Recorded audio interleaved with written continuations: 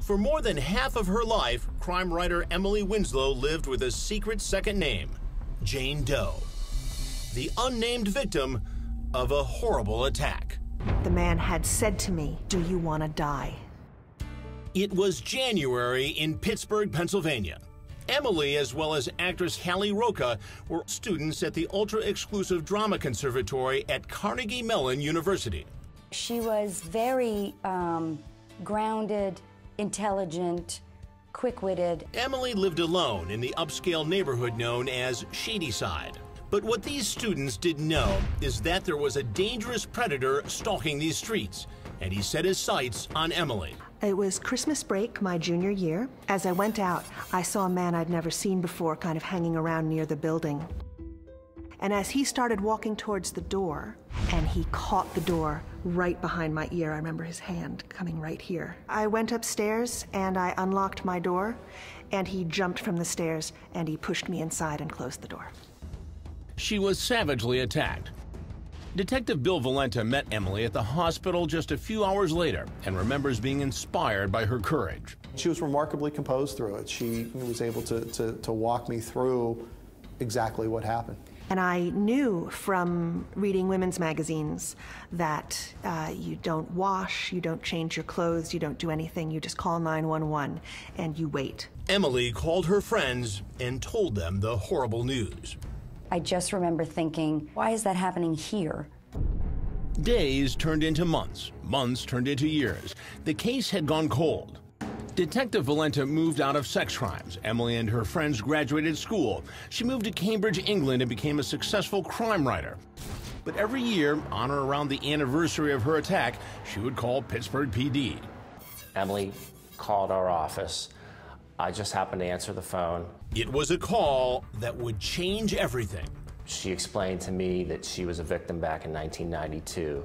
He then linked up with Detective April Noel Campbell, who was working a very similar cold case from the same area.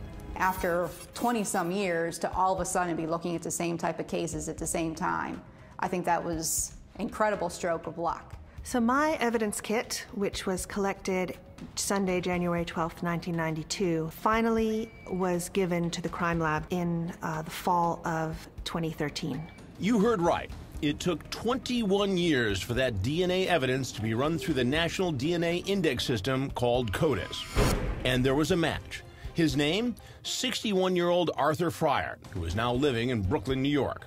The first thing is you just type in Google and you hit images, and I recognized him right away. Fryer would be arrested, booked, and charged with the sexual assault of 2 women, including Emily.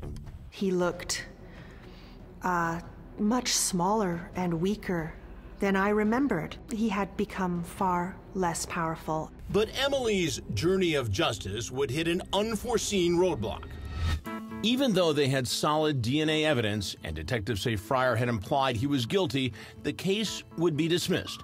The statute of limitations had run out. Here you have DNA samples that do prove with mathematical certainty that this is the guy who did it, and he gets to go free. However, instead of allowing herself to be victimized again, Emily did what she knew best. She wrote a tell-all memoir, Jane Doe January. Just learning his name and who he was an incredible gift. I found out that he had been in prison for rape before.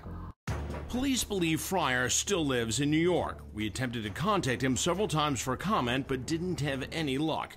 As for Emily, she has a message for all sexual assault victims and their families. I hate it when people say you have nothing to be ashamed of, because it implies that they think I should be feeling ashamed. He should be ashamed. He should feel ashamed. I hope he does. I'm Chris Hansen. If you like this story, make sure you tune in every day to Crime Watch Daily. You can find where the show airs in your city at crimewatchdaily.com. Watch it live or record it on your DVR and watch it at night. And to all those criminals out there, remember, we are watching.